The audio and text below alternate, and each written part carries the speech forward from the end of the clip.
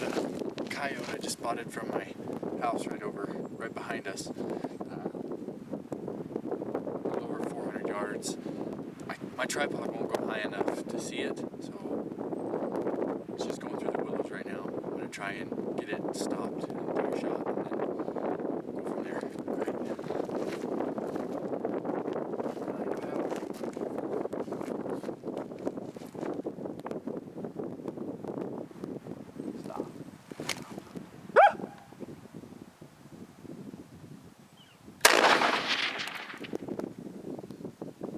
Yes! Yes! Okay. Oh, he's running.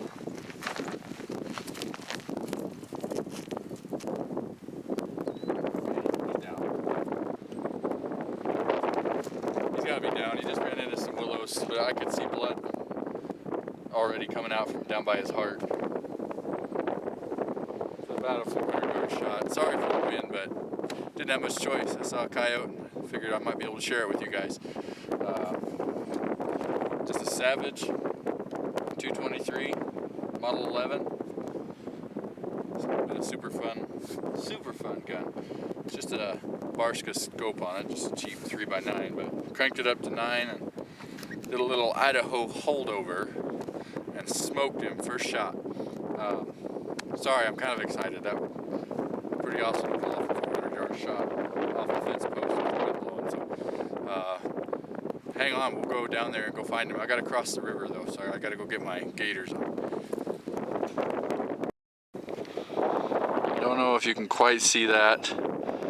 417 yards, the shot that I just took. Alright, well there's gonna be a little bit of wind, but I come up over the fence here where I could hold the camera and show you where I shot him. He had just come out of the willows right there. And I shot him. He went running across all those, what we call them, bog bumps. He's over there to the left somewhere, dead. I hope. Let's go find him. Not too bad for 223 and a windy day. First shot. I figured I'd record this because if I fall in the river, I'd really like to have that on video. So here goes.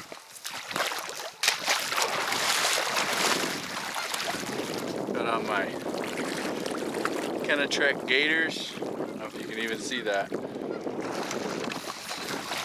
Irish setter elk tracker boots. 600-gram thinsulate.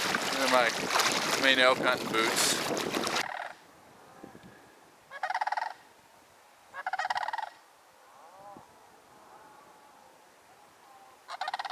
They're sandhill cranes.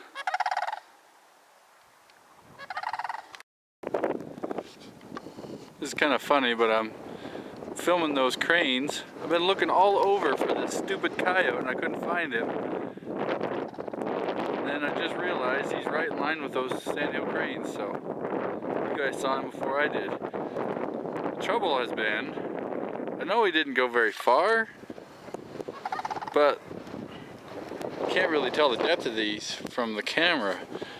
But out here in this bog, there's all these little swales they can be in. I bet I've been looking for 20 minutes. Just wasn't looking in the right spot. There he is. Go check him out. Well, it took me a little bit, but I finally found him. And there's my shot. Right behind the front leg.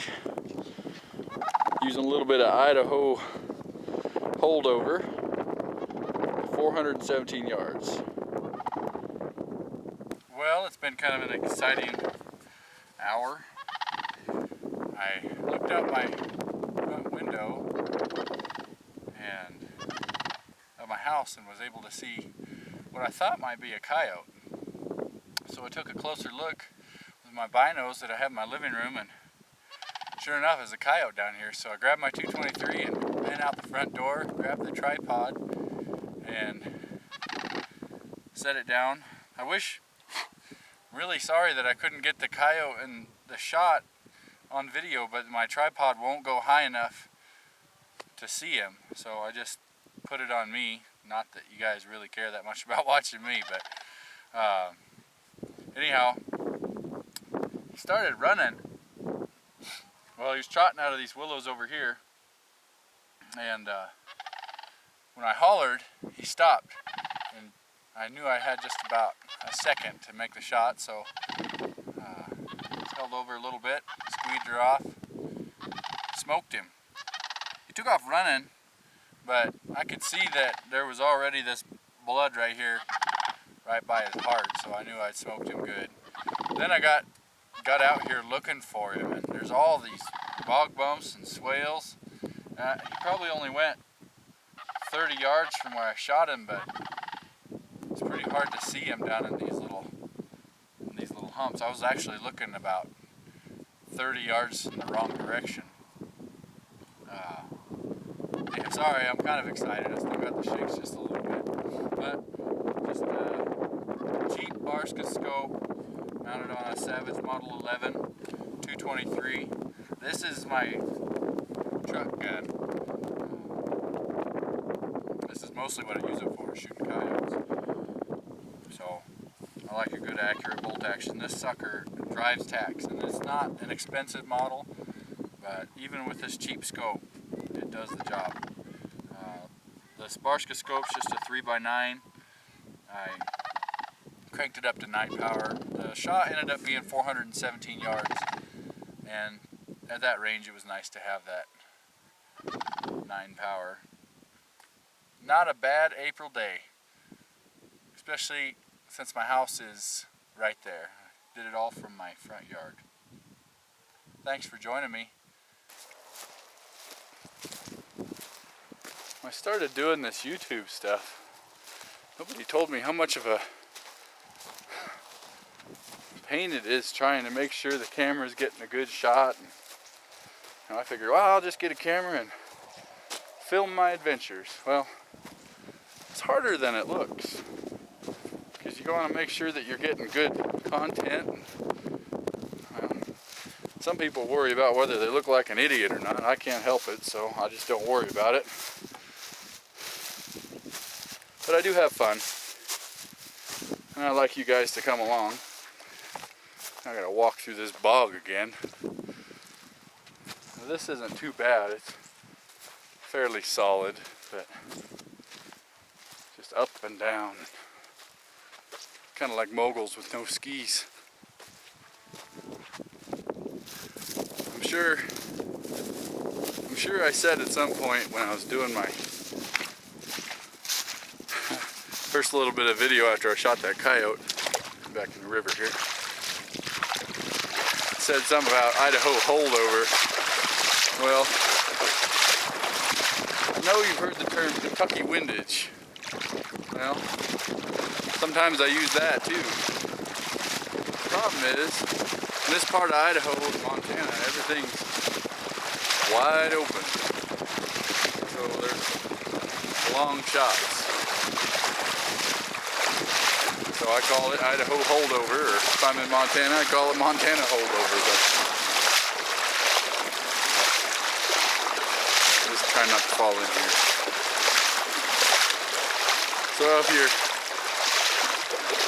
thinking it's kind of funny, I said Idaho holdover. Well, at least on that coyote, I didn't have to use Idaho holdover and Kentucky windage. And my gators weren't quite high enough there. I have wet legs. I see some hide over here. I want to see what's going on.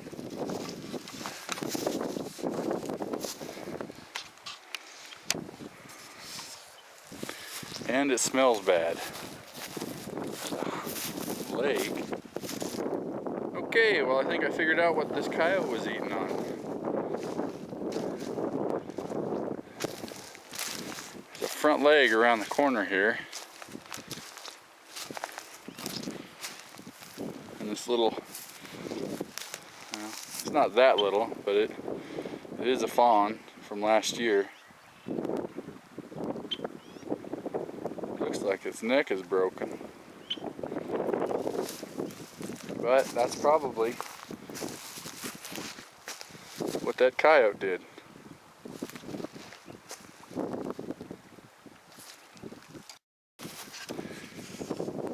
I just went 100 yards from that last deer that I showed you. I knew this one was here. This is a fawn that was killed or died a couple months ago. And given what I just saw, what I shot, I'm gonna say it was probably that coyote. My wife was down here a few days ago, a couple weeks ago actually, looking for antlers, and had 2 coyotes following along. And we're right out in front of the house, so she didn't bother taking a gun. Problem was her dog was in heat right then too, and that's why they were following her, I'm sure.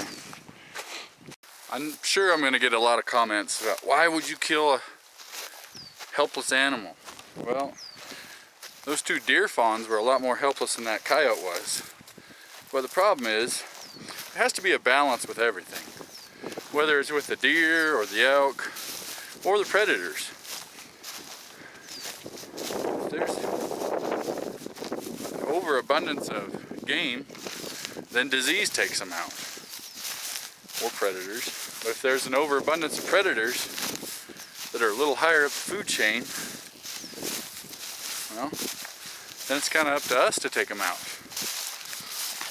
And disease will work on them too, but at what cost? After how many deer populations and elk populations, I'm also including wolves in this, have been decimated. People see these wolves and coyotes and think, oh, what a precious creature. Well, if you did your research, or if you actually put on our shoes for a little while and lived out here, maybe you'd understand that it's not all about you, it's not all about wolves, it's about a livelihood. And when something threatens your livelihood, back in the swamp, when something threatens your livelihood, well, when you're in that situation, you'll never know what you'll do to protect it. And ranchers get a bad rap a lot of times, but they shouldn't, because they're protecting their resource. Now, not all about the cows. Heck, I love the wildlife just as much as the cows. Cows just happen to make a living for people, and they do a real good job of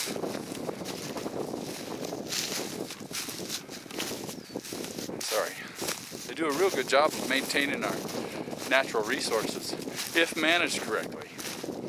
But everything has to be managed correctly. If the wildlife's not managed, it'll get out of control. If the hunting is not managed, well, then you're going to have one of those situations where you got 1 buck to every 30 does, and that buck's just a little yearling or a 2-year-old, and nobody ever gives them a chance to grow up. If you let the predators get out of control, they eat the fawns, the coyotes, they kill the heck out of them fawns. Well, that's the future of your deer population right there. If they're killing does, then they're killing the baby that's inside of her too. So don't comment and call me a cold, heartless blankety blank. I don't need that, nor does anybody else. Keep your negativity off my channel. But I just wanted to share a word of why it's necessary for us to kill varmints.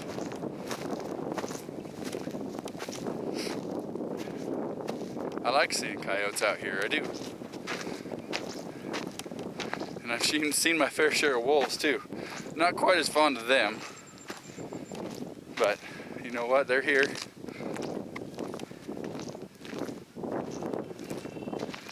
I'm gonna stop real quick and just pan around and show you where I live. I am really, really blessed.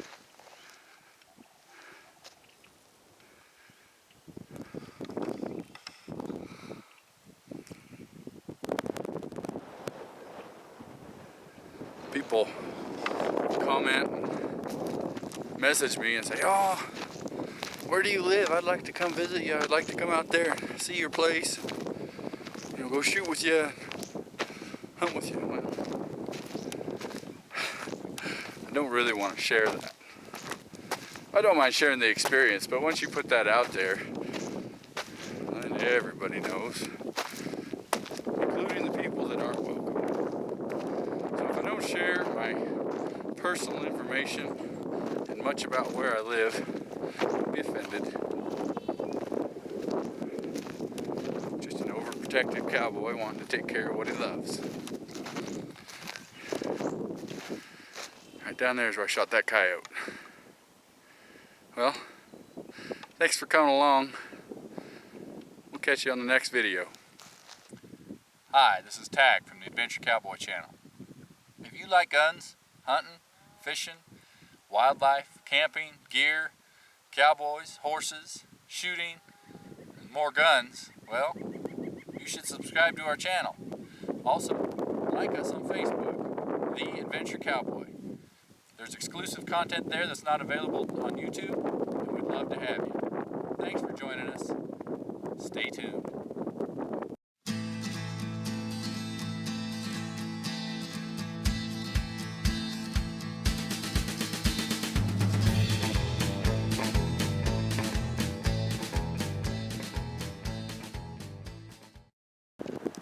What is scarier than the Adventure Cowboy in a welding helmet? Not much. My welding is not exactly welding, it's more like gluing with metal, and it's not pretty. But it'll work.